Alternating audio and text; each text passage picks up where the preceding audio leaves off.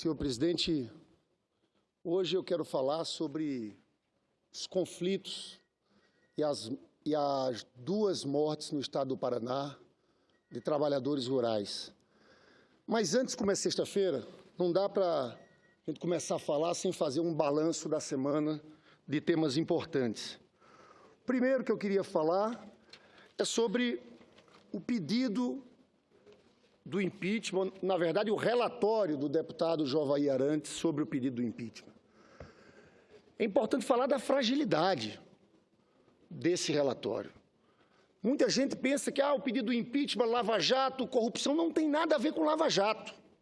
O pedido está em cima de 2 pontos: pedaladas fiscais e edição de decretos de créditos suplementares. Vale dizer que o relator, o deputado Jovair Arantes, como tinha feito o presidente da Câmara, só aceita a denúncia na parte de 2015, porque reconhecem que tem um artigo da Constituição que não permite que atos de outro mandato sejam utilizados para crime de responsabilidade nesse mandato. Então, vamos lá. O primeiro ponto das pedaladas fiscais, na verdade, foram resumidas apenas a um fato: o fato do Plano Safra do Banco do Brasil. Por que isso, senador? Primeiro, o seguinte, é importante que as pessoas saibam. O Tribunal de Contas da União ainda não analisou as contas de 2015. O Congresso também não votou as contas de 2015. Vale dizer que o Congresso não votou ainda nem as contas de 2014. Então, eles não tinham nem o que colocar em relação a 2015. Eles foram, então, em cima de apenas um fato, o Plano Safra. Porque aqui nós temos que rebater argumentos de que, não, eu sou a favor do impeachment pelo conjunto da obra. Não é assim. Esse é um processo político, mas jurídico penal. Você tem que ter um crime de responsabilidade em cima de um fato. Qual é o fato que eles lançam? O Plano Safra. Como se o governo pudesse pagar imediatamente. O Plano Safra existe há muito tempo. É uma política de crédito para agricultores, em que o governo empresta a juros mais baratos. E depois, o que é que o governo federal tem que fazer? Pagar a diferença da taxa Selic para esses juros mais baratos. É isso. Esse processo não pode ser um processo mensal, porque é um processo que demora. É de 6 em 6 meses que o Banco do Brasil contabiliza tudo que emprestou, faz auditoria e mostra para o governo federal: aqui está a conta.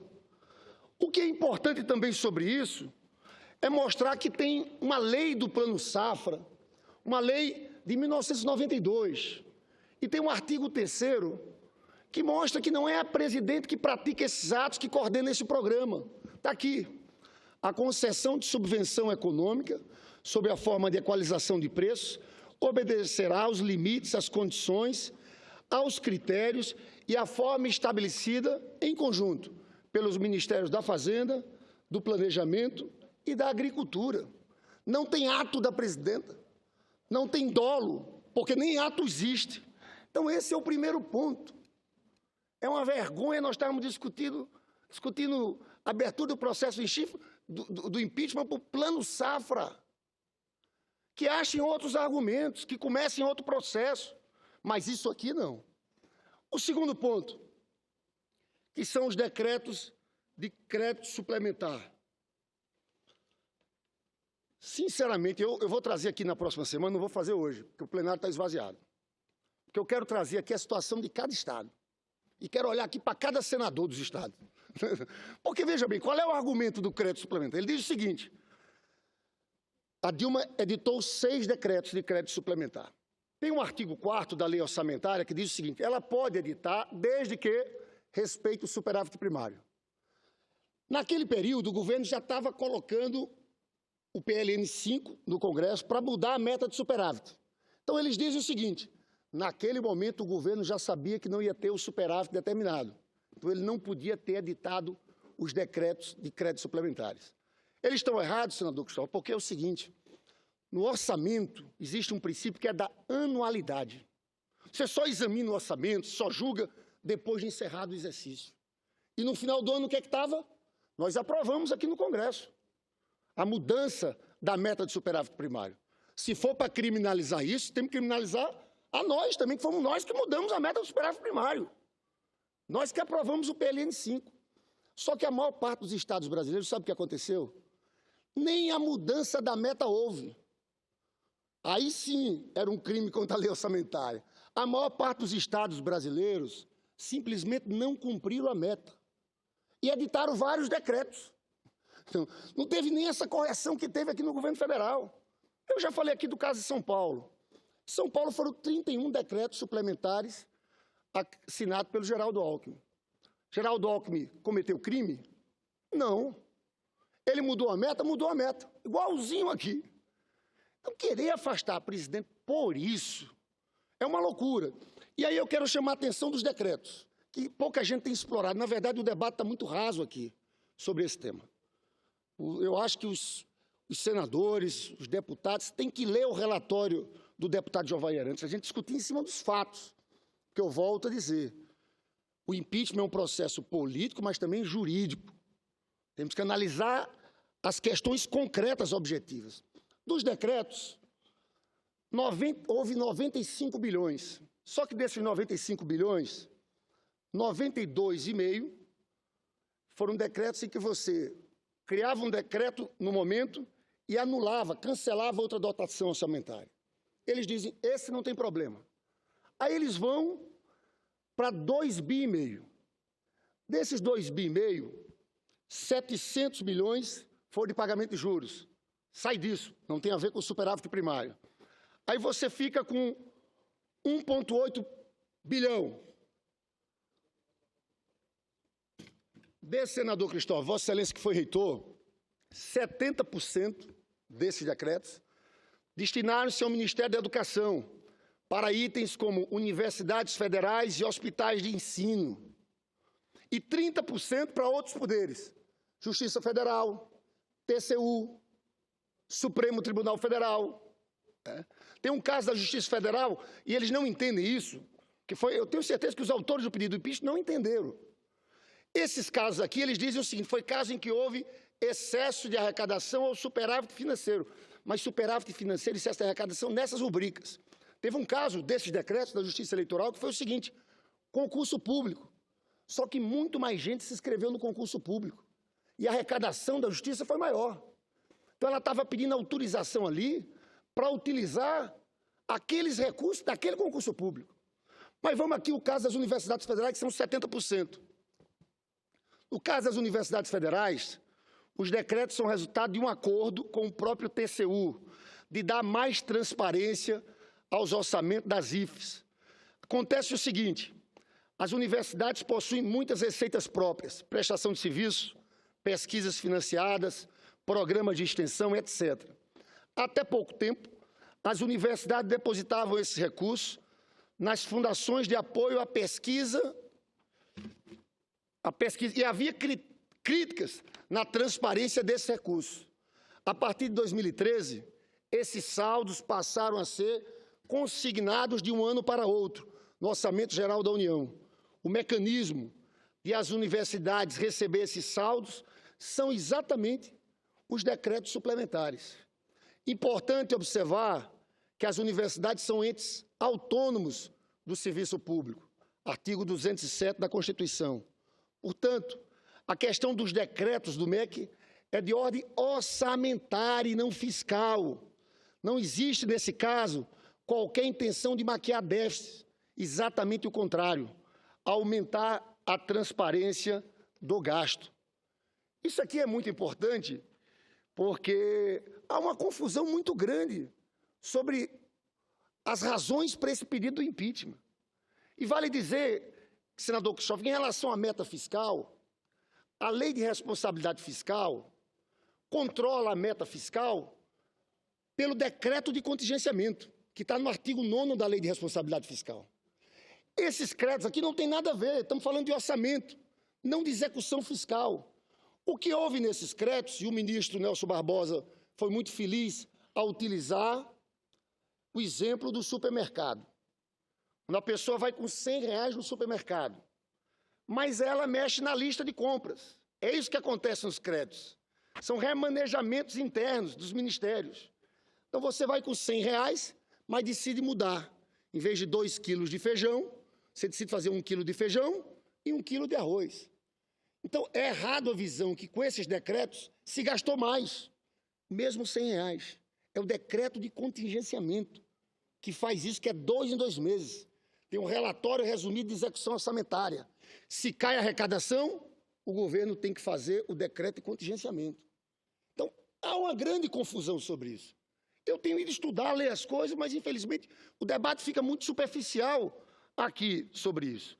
Agora, tem uma questão até que tem algumas discordâncias aqui sobre esse ponto com o Cristóvão, mas o que está por trás desse pedido de impeachment é altamente ideológico. É uma visão aqui de endeusamento do superávit primário e, de fato, se essa visão do TCU passa, você não pode, você está proibido de fazer qualquer tipo de política anticíclica. Porque eu defendo a responsabilidade fiscal, eu defendo o equilíbrio orçamentário. Agora, nós temos visões diferentes. Nós achamos, sim, que momentos de recessão econômica como que a gente está vivendo, você tem que aumentar o gasto público, aumentar os investimentos, aumentar o gasto social para recuperar a economia. Em outros momentos, não. Quando a gente está crescendo bem, você tem que fazer superávit maior. E aqui no Brasil, está claro, a gente só melhora a situação fiscal quando a economia cresce. Você sabe que Fernando Henrique Cardoso fez um ajuste muito grande no segundo governo seu, mesmo assim a dívida subiu para 60% do PIB. E o presidente Lula pegou de 60% do PIB e trouxe para 34% do PIB.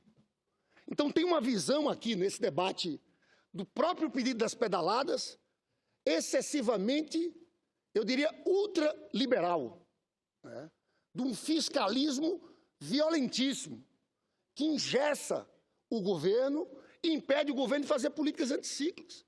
Eles querem aqui no Brasil o programa do Michel Temer, a Ponte para o Futuro. Eu alerto, senador Cristóvão, que eu tenho dito que aquela ponte para o futuro, você destrói o legado do Lula, do Ulisses Guimarães e o legado de Getúlio Vargas. Ulisses Guimarães, porque os direitos sociais na Constituição são o segundo capítulo.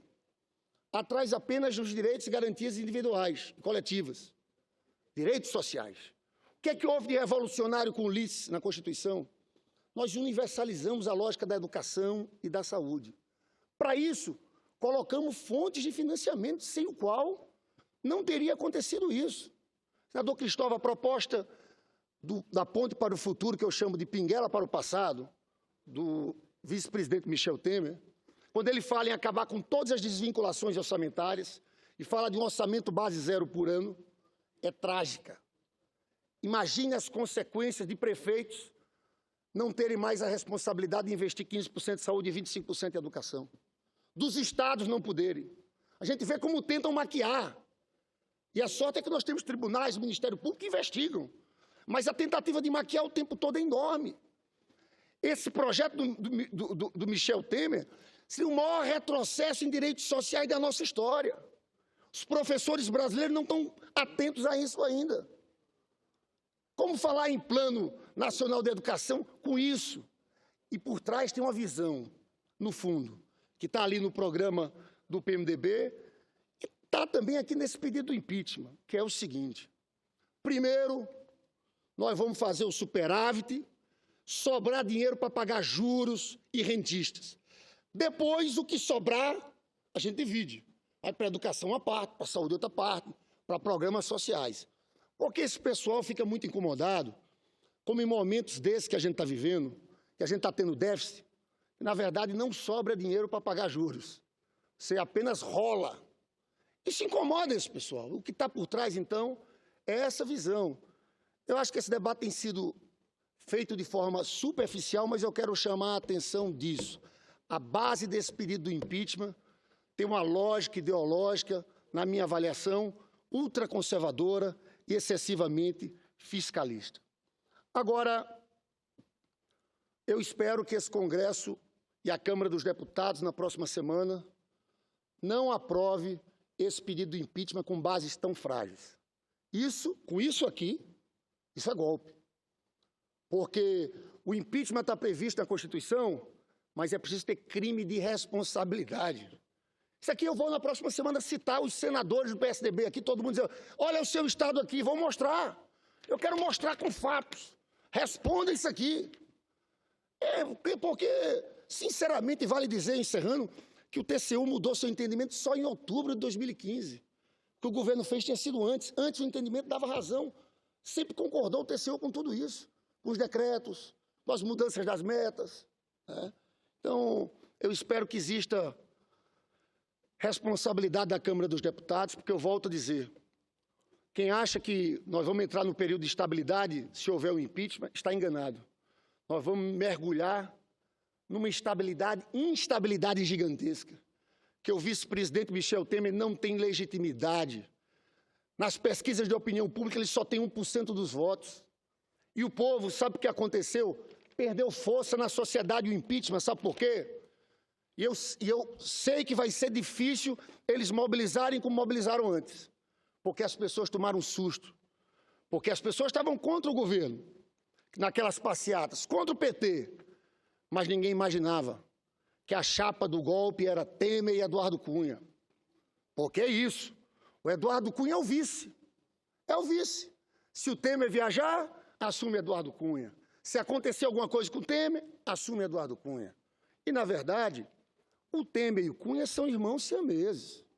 Há muito tempo. Estão juntos. Uma trajetória antiga.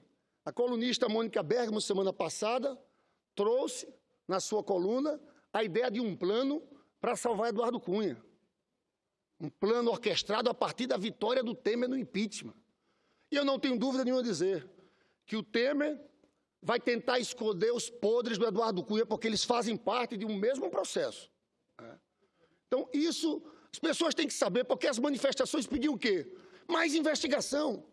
O impeachment está ganhando força aqui entre gente que quer abafar as investigações.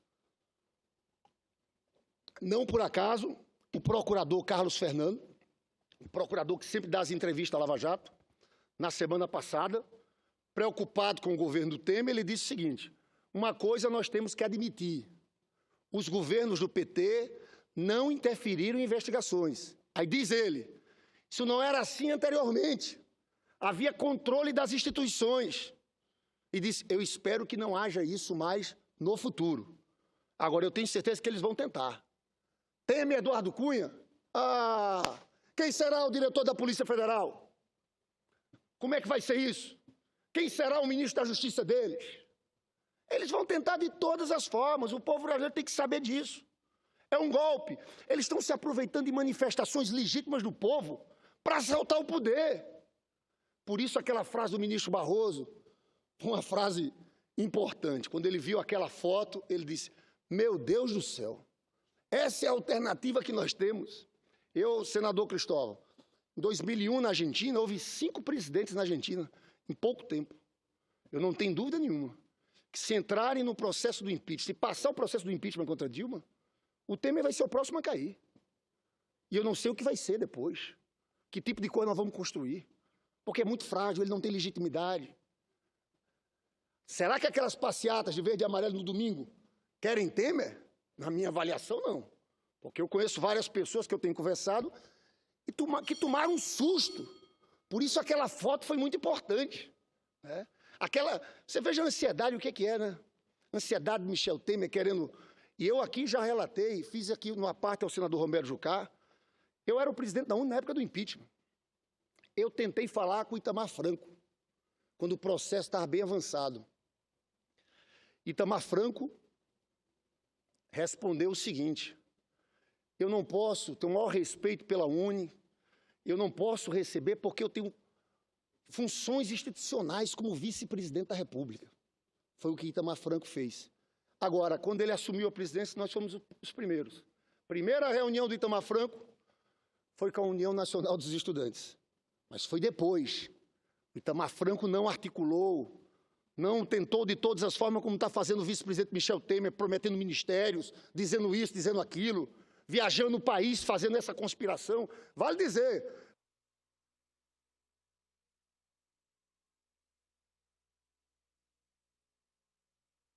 Então, sobre essa votação do impeachment é o que eu tinha a dizer.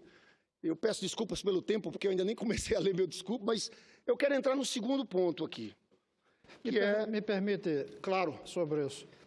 Eu não li o plano Salto para o Futuro logo que saiu. A Ponte para o Futuro. Ponte para o Futuro. Que eu chamo Pinguela para o Passado. Eu li recentemente. E eu não tenho nem essa sua análise pelo lado liberal. Eu tenho a impressão que eu fiquei de uma quantidade de blá, blá, blá.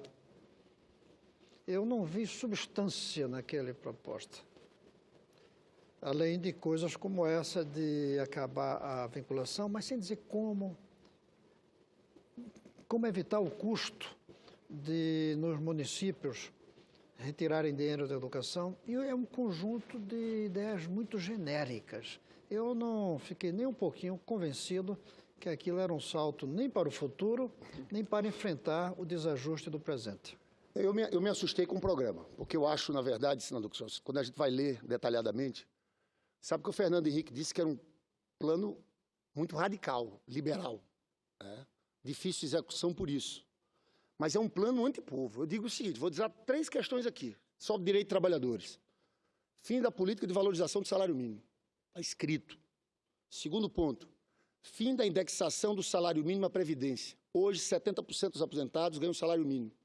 A partir do projeto deles, esse não teria mais essa vinculação. Você podia receber menos em um salário mínimo.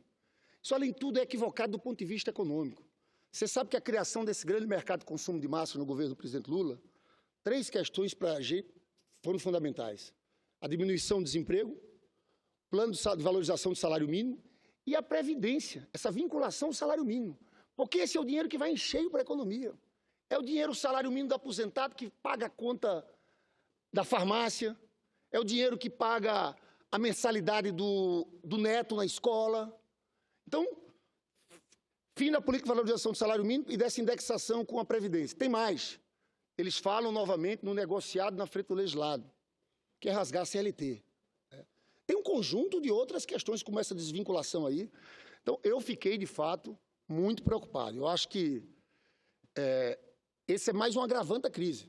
Além de não ter legitimidade, fica claro que Michel Temer e Eduardo Cunha iam fazer um programa radical de redução de direitos dos trabalhadores. E nós íamos ter uma reação dos movimentos sindicais, dos movimentos sociais também. É esse o cenário que eu enxergo. Uma eventual assunção de Temer à presidência da República. Agora, senhor presidente, eu queria falar de outra coisa aqui, que é do presidente Lula. Porque eu falei aqui antes, tem gente que fala que algumas pessoas estão acima da lei. No caso do Lula, eu estou convencido que o que estão fazendo com ele é como se ele estivesse aquém da lei. Como se a lei não protegesse seus direitos individuais, suas liberdades. Eu falo do primeiro ponto. Aquela condução coercitiva foi ilegal. Todos admitem. Ele não foi intimado a depor. Ele tinha que ser intimado e se negar por 2 vezes. Isso não aconteceu. Os grampos do presidente Lula, também ilegais, não podiam ter vazado. Exporam sua intimidade, seu direito à privacidade, seu, da sua esposa, dos seus filhos. E agora, essa decisão não houve decisão, mas a posição do procurador-geral e do ministro Gilmar Mendes, que retardaram a posse do presidente Lula. Aqui eu vou discutir um dos elementos fundamentais da Constituição da República, do Estado Democrático de Direito, é a separação dos poderes. O Rui Barbosa dizia o seguinte: a pior ditadura é a ditadura do Poder Judiciário, porque a ditadura do Poder Judiciário você não tem a quem recorrer. Então, é um absurdo, porque, veja bem, nós temos uma lei da ficha limpa para a administração pública. O que diz ela? Você tem que ser condenado em segunda instância. Por que o presidente Lula não pode ser ministro? Ele não tem condenação nem segunda nem primeira instância. Ele não é réu, ele não é processado. Ele só é investigado. Se for por isso, aqui, deputados e senadores não podiam ter sido candidatos. Porque, ao serem candidatos e sendo investigados, há mudança também. Eles passam a ser investigados pelo Supremo Tribunal Federal. Outro ponto é que Alguém acha que o Supremo não é isento nesse país? Alguém acha que o Supremo é simpático ao PT? Não! Então, como dizer que tem desvio de finalidade aí? O pior é que tem gente do judiciário fazendo política. Essa coisa com o Lula foi política, porque o Lula foi nomeado ministro 11 horas da manhã pela presidenta Dilma. Logo à tarde, o juiz Sérgio Moro divulga aquelas gravações para criar um clima de tensionamento no país. E na sexta-feira, o ministro Gilmar Mendes decide, naquela sexta-feira lá atrás, e o impressionante é que marcaram a decisão do Supremo para o dia 20. Porque o fato político é que tem gente do judiciário querendo fazer política e dizer o seguinte: não vamos deixar o Lula assumir antes da votação do impeachment. É isso que houve. Estão jogando para o impeachment. Ninguém é bobo. A sinalização é essa. Se é julgado antes, é uma vitória o Lula assumir o ministério. Aquilo fortalece os que estão contra o impeachment, mas jogam para depois.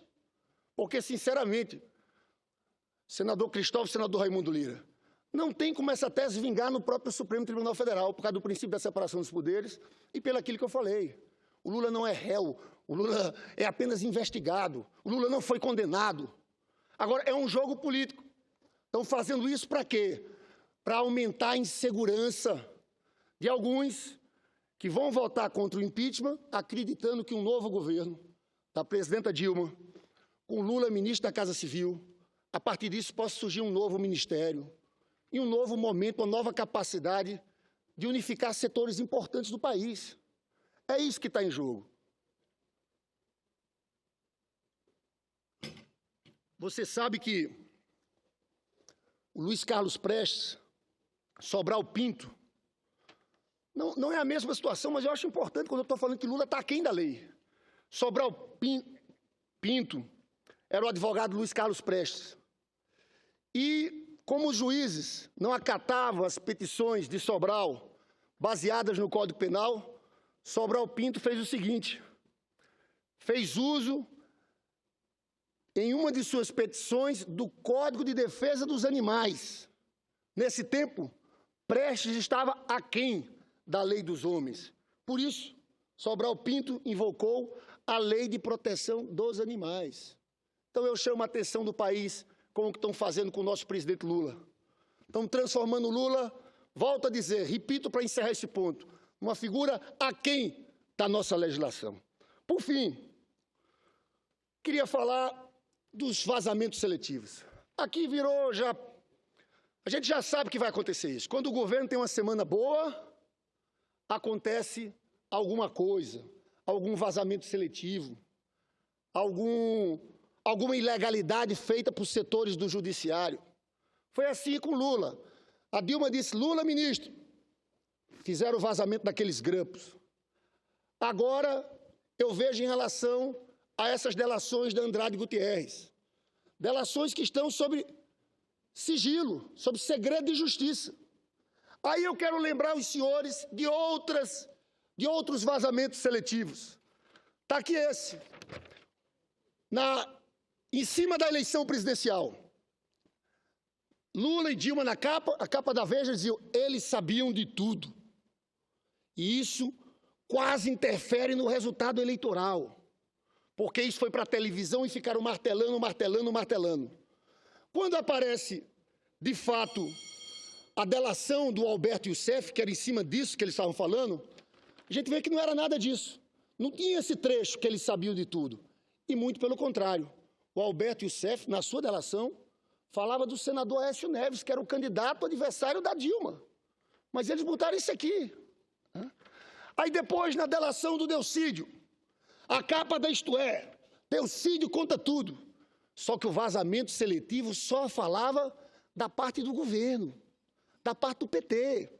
Aí quando a gente teve acesso à delação do Delcídio, novamente a gente viu as lideranças do PSDB, o presidente nacional do PSDB, senador Aécio Neves. Mas no vazamento não. Eles só colocam o lado deles. A mesma coisa está acontecendo agora, nesse caso. Aí eu pergunto, e nós vamos requisitar as fitas da delação da Andrade Gutierrez, porque eu quero saber de uma coisa: se aquela força-tarefa da Lava Jato, Porque, veja bem, eles fizeram doações para Dilma e para o Aécio.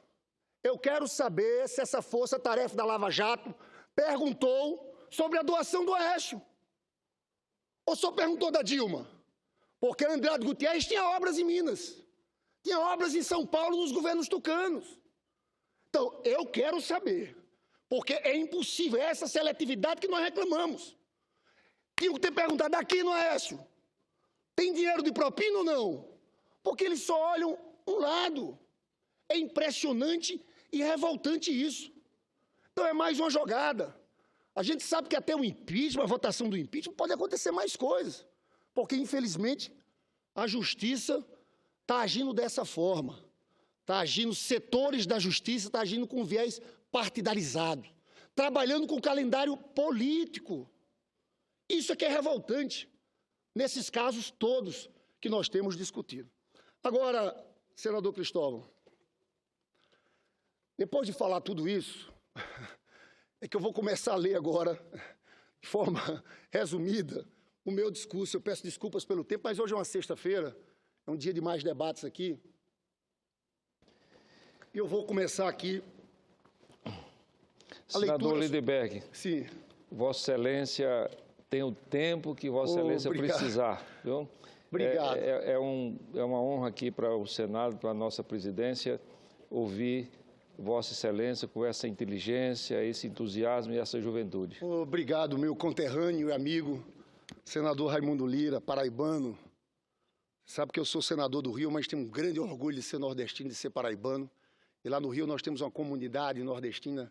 Você sabe, quase 30% dos moradores do Rio de Janeiro são nordestinos.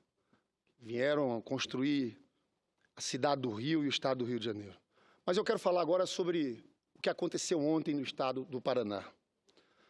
Temos acompanhado na mídia uma grande campanha de criminalização do movimento dos trabalhadores rurais sem terra, bem como de outros movimentos sociais que se levantam contra os agentes do capital. Torna-se importante, mais do que nunca, investigar as raízes das questões, discutindo o que de fato está acontecendo, pois sabemos que, no geral, quem paga a banda escolhe a música. Disso sai tudo quanto é tipo de informação. Entre as décadas de 70 e 80, o Brasil vivia um processo de mobilizações operárias nas cidades e lutas pelo fim da ditadura. No Paraná, a usina hidrelétrica de Itaipu havia sido construída e começava a operar, desalojando quem vivia na região alagada. Também no estado, um novo modelo agrícola, baseado na lavoura mecanizada e no cultivo de soja, trigo e milho, culturas que não empregam tantos trabalhadores quanto o café, deram origem a uma massa de desapropriados do campo. Como consequência desse contexto, foi criado, em 1984, o Movimento dos Trabalhadores Rurais Sem Terra, MST. Esse movimento surgiu para fazer frente à União Democrática Ruralista, entidade que, na época, assumiu a defesa dos proprietários rurais. Tinha-se, portanto, de um lado, uma entidade que age em defesa da preservação do direito de propriedade, da extensão e da manutenção do latifúndio, da forma como construído até então. De outro lado, uma entidade que pregava o rompimento do monopólio da propriedade da terra, a volta dos trabalhadores ao campo, de onde estavam sendo expulsos pelo processo de modernização da agricultura em andamento. Estava formada a base dos conflitos rurais nos novos tempos. A narrativa construída ao longo das décadas permitiu que os militantes do MST sejam vistos como invasores de terra, o que nem de longe é verdadeiro. As ocupações realizadas pelo movimento são feitas sobre terras griladas e em processo de disputa para a desapropriação. É no processo histórico de distribuição e ocupação da terra agrícola, carregado de distorções na fase da ocupação pioneira e, em seguida, no processo de modernização da agricultura, que vai residir a essência da crise agrária no estado do Paraná. o MST se espacializou, realizando ações massivas com ocupações e acampamentos em latifúndios nos mais variados municípios paranaenses. A resposta dos ruralistas foi imediata e violenta. Diversos camponeses sem terra foram assassinados por pistoleiros a mando dos latifundiários paranaenses. Em meados da década de 90, a violência contra a luta pela terra e reforma agrária no Paraná se acentuou. Em 1994, com a posse de Jaime Lerner no governo estadual, adotaram-se severas políticas de combate aos movimentos sociais. Verifica-se, nesse momento, um claro pacto de dominação no governo do Estado. Jaime Lerner representava a vanguarda do projeto neoliberal no Estado, possuindo estreitas alianças com latifundiários, transnacionais, banqueiros e empresários do agronegócio. Durante seu mandato, o governador impediu a realização de manifestações nas grandes cidades do Estado, interviu em decisões e desapropriações do INCRA e, sobretudo, ordenou à Polícia Militar o cumprimento imediato das reintegrações de posse, as quais ficaram marcadas pela violência dos despejos realizados, geralmente, no período da madrugada. Período em que Jaime Lerner esteve no governo do Paraná, 1994 a 2002, foi, sobretudo, um tempo de extrema violência no campo do Estado. Entre 1994 a 2002, foram contabilizados no Paraná 16 assassinatos de camponeses, 49 ameaças de morte, 325 feridos, 134 ações de despejo, realizadas tanto pela Polícia Militar Estadual quanto por milícias privadas ligadas a entidades patronais. Os conflitos agrários no Paraná, durante o governo Lerner, foram tratados como caso de polícia, em verdadeiras operações de guerra, e não como um problema social. Durante esse período, a Polícia Militar do Paraná mantinha um centro para treinar, doutrinar ideologicamente e orientar os soldados no combate aos movimentos sociais. Os despejos realizados pela Polícia Estadual durante a madrugada tornaram-se frequentes e aconteceram diante de flagrantes violações dos direitos humanos e constitucionais. As ações da Polícia Militar do Paraná para combater os sem terra eram acompanhadas de perto pelas entidades patronais, como a União Democrática Ruralista, UDR, sindicatos patronais e sociedades rurais regionais que davam apoio logístico a essas atividades, numa clara demonstração do pacto de dominação estabelecido no Estado. As milícias privadas dos ruralistas também atuavam livremente pelo campo paranaense, participando e realizando despejos por conta própria, ameaçando, torturando e assassinando camponeses sem terra. Diante de tudo isso, a impunidade prevaleceu e a grande maioria dos assassinatos dos camponeses sequer foi julgada pelo Estado. Ante os fatos explicitados, questiona-se: a serviço de quem está o Estado? Nos casos relatados, houve uma clara demonstração que o Estado se viu para manter a inviolabilidade da propriedade privada capitalista em oposição à democratização da terra. Contudo, mesmo perante a repressão sofrida no governo Lerner, os camponeses continuaram lutando. Com a mudança de governo no Paraná e a posse de Roberto Requião em 2003, houve uma modificação na arena política estadual, fato que aumentou as expectativas dos trabalhadores rurais que realizaram no primeiro mês diversas ocupações de terra. Esse crescimento da luta pela terra veio acompanhado da reação das camadas latifundiárias do Paraná, que criaram em março de 2003 o primeiro Comando Rural, PCR. O PCR foi criado com o intuito de agenciar pistoleiros para combater ocupações de terra e agiu principalmente na região central do Estado. A violência contra os trabalhadores rurais sem terra continuou no Paraná.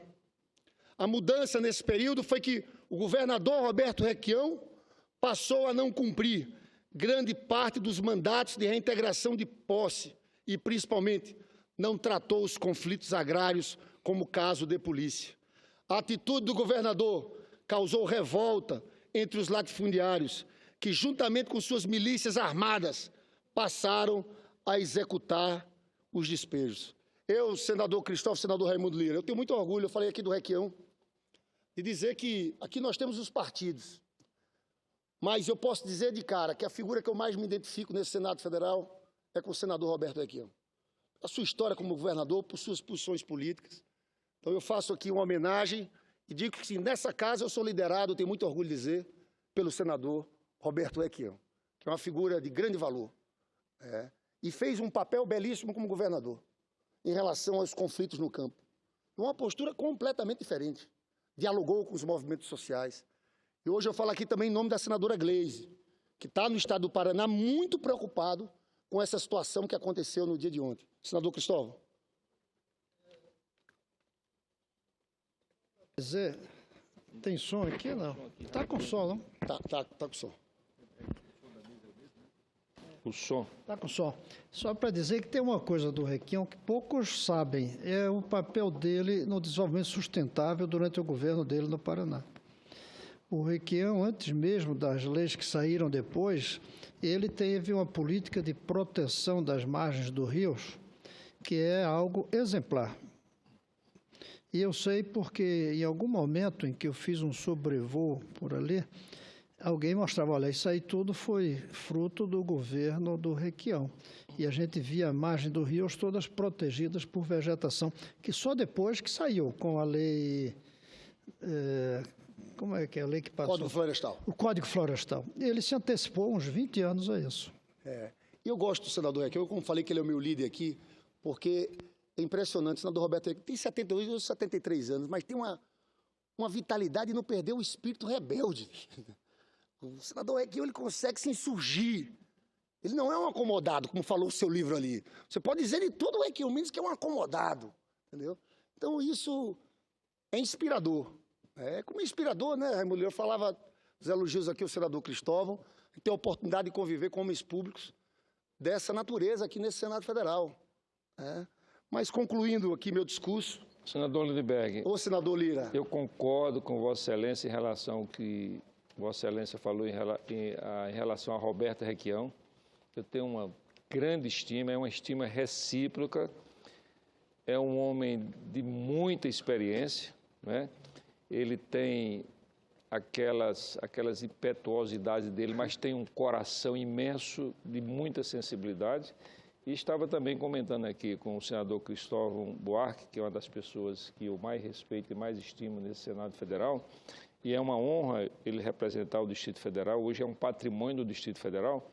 Eu estava falando exatamente a respeito da inteligência de Vossa Excelência, do conhecimento das questões econômicas, da sensibilidade social.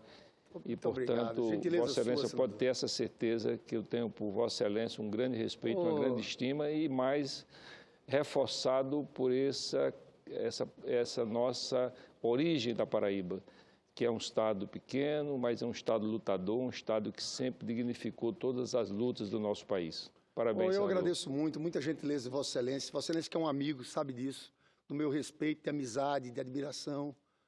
Nós, paraibanos, com muito orgulho aqui nesse Senado Federal. Então, agradeço muito a gentileza, as palavras. Eu quero concluir dizendo o seguinte, vale destacar que as crises agrárias sempre existiram no estado do Paraná e que os trabalhadores, da mesma forma, sempre reagiram, mesmo que em grupos isolados, sem um mínimo de organização. Pela pressão dos trabalhadores é que o Estado é levado, no contexto histórico, a tomar medidas saneadoras no sentido de restabelecer a paz agrária. A atual gestão do governador Beto Richa tem se notabilizado pelo uso da violência policial generalizada. O mais emblemático exemplo fora a agressão aos professores da rede estadual de ensino em greve em abril de 2015, quando mais de 200 pessoas ficaram feridas, sendo que 8 em estado grave. as redes sociais foram inundadas de fotos de dezenas de pessoas sangrando em função de ataques de bomba e cacetete da Polícia Militar. O governo do Estado nunca deu uma justificativa plausível para tamanha violência. No que se refere aos conflitos no campo, houve, em princípio, uma tentativa de diálogo do governo com os movimentos sociais. No entanto, o que aconteceu foi um rompimento total de qualquer encaminhamento de paz por parte do Estado, que vem usando o seu aparato para reprimir os movimentos em luta pela terra. No dia de ontem, quinta-feira, 7 de abril, 2 trabalhadores rurais foram mortos pela Polícia Militar do Estado, na cidade de Quedas do Iguaçu, região oeste do Paraná. O número de feridos ainda é incerto. O movimento não teve acesso ao local do confronto, que estaria ainda cercado pelos PMs. Segundo a PM, 2 equipes da corporação acompanhavam um grupo de funcionários da empresa Araupel no combate a um incêndio dentro de uma fazenda de celulose da companhia, que está ocupada pelos sem terra. O grupo, segundo a polícia, teria sido vítima de uma emboscada organizada por mais de 20 integrantes do MST e reagiu ao ataque, deixando 2 mortos e 6 feridos entre os camponeses. A PM disse ainda que enviou equipes para resgatar os feridos e remover os corpos das vítimas. A versão do Estado de emboscada se mostra totalmente inverossímil, haja vista que nenhum policial fora sequer ferido na suposta emboscada. A assessoria do MST negou que tenha havido um incêndio na região e que os trabalhadores tenham feito qualquer disparo ou portassem armas. Os corpos dos 2 mortos foram removidos e estão na delegacia de Quedas do Iguaçu. 2 camponeses feridos estão no hospital do município, mas 2 integrantes do MST, com ferimentos mais graves, foram levados para um hospital em Cascavel, aproximadamente 120 quilômetros de Quedas do Iguaçu. A fazenda da Araupel é o motivo de conflito desde a primeira ocupação do MST no local, em 1996, quando 2 integrantes do movimento também morreram em um confronto com funcionários da empresa. A área onde o MST está acampado atualmente foi ocupada há cerca de 2 anos e é razão de briga judicial entre a Araupel e o movimento. Em 2015, o INCRA e a Advocacia Geral da União entraram com uma nova ação, pedindo a nulidade do título da propriedade das terras da empresa. Segundo o INCRA, a ação formulada pela Procuradoria da União e proposta pela AGU é fundamentada nas concessões realizadas no período imperial e que caducaram com o passar dos anos. O INCRA argumenta que a Companhia Estrada de Ferro São Paulo-Rio Grande, ao qual o imóvel estava vinculado, não cumpriu com as obrigações e, em 1923, ocorreu a caducidade da área. Portanto, a empresa Araupel ocupou irregularmente uma área que é do domínio da União, disse à época o superintendente do INCRA no Paraná, Newton Bezerra Guedes. A área reivindicada pelo INCRA está ocupada por mais de 3.000 pessoas no acampamento Dom Tomás Balduino. Ainda ontem, a Comissão de Direitos Humanos e Minoria da Câmara dos Deputados enviou ofício ao ministro da Justiça, Eugênio Aragão, denunciando o ocorrido e solicitando a presença da Força de Segurança Nacional. A organização não governamental Terra de Direitos, que atua no Paraná, também enviou documentos pedindo providências. Hoje, a bancada do Partido dos Trabalhadores, no Senado, envia ofício ao ministro da Justiça, Eugênio Aragão, para que promova a federalização das investigações sobre o que de fato ocorrera no dia de ontem no estado do Paraná, que ceifou a vida de 2 trabalhadores rurais pela ação armada do Estado. Eu, hoje há pouco, liguei para o ministro da Justiça, falando sobre a situação, sobre a necessidade da Polícia Federal entrar. Não pode haver essa investigação apenas pelas forças policiais do Estado. Estão comprometidas nesse incidente. E eu assinei há pouco esse ofício que nós estamos enviando ao ministro da Justiça para que ocorra imediatamente a federalização dessas investigações. A gente não pode esquecer que vai fazer 21 anos, agora no dia 17 de abril, do massacre do Eldorado e Carajás. Aquele massacre terrível. E, se não houver a federalização, nós não acreditamos que esse crime vai ser investigado. A violência verificada pelo aparato policial aos trabalhadores rurais no Paraná no dia de ontem, com motivação criada, com a versão, no mínimo, caricata, é demonstrativo que há um acirramento do conflito que se verifica na sociedade como um todo, um ataque aos movimentos sociais organizados. A intolerância está nas ruas e está no campo. E quando a intolerância se traveste da violência estatal, é hora de dizer basta. A intervenção das forças federais se faz necessária no Estado do Paraná, para que se averigue como e em que medida interesses de classe estão sendo defendidos institucionalmente em detrimento da coletividade e do Estado de Direito.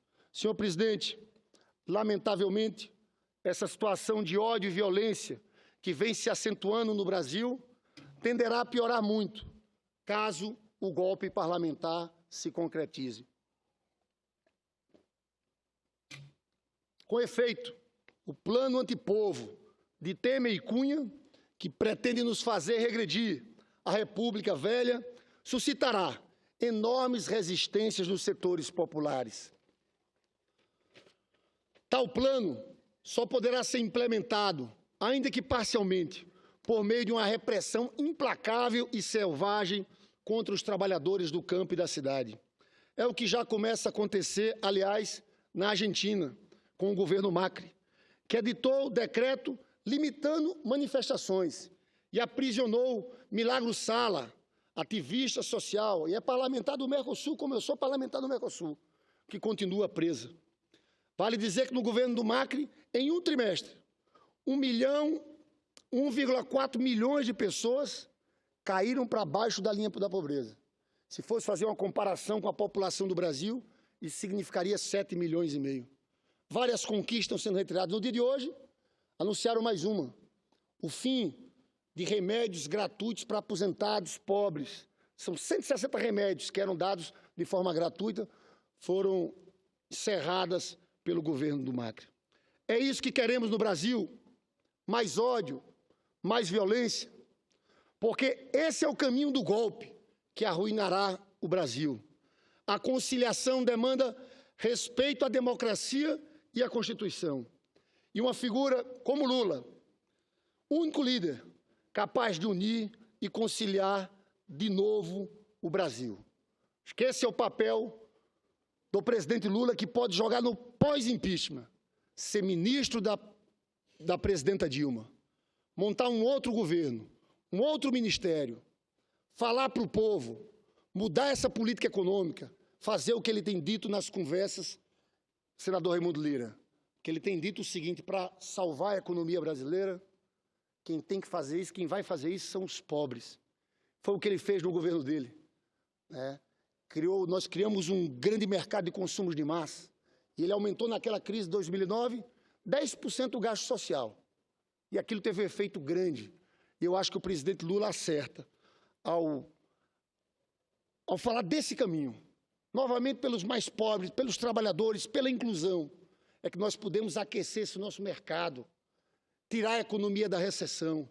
Então, o presidente Lula é peça central em tudo isso, para depois desse processo do impeachment. E é por isso que tentam, de todas as formas, tentar impedir que ele assuma o Ministério da Casa Civil, porque sabem e não querem fazer isso antes do impeachment. Já marcaram para o dia 20, porque eles tinham medo do fato político que geraria a entrada do Lula como ministro da Casa Civil. Mas nós temos certeza que depois de derrotarmos o impeachment, o julgamento do Supremo vai decidir favorável à entrada do ex-presidente Lula como ministro da Casa Civil. Nós vamos entrar num novo momento da vida política nacional, com um novo governo, novo ministério e um novo programa para tirar o país dessa crise. Muito obrigado e eu agradeço muito Vossa Excelência pela generosidade do tempo. Muito obrigado, senador Raimundo Lira.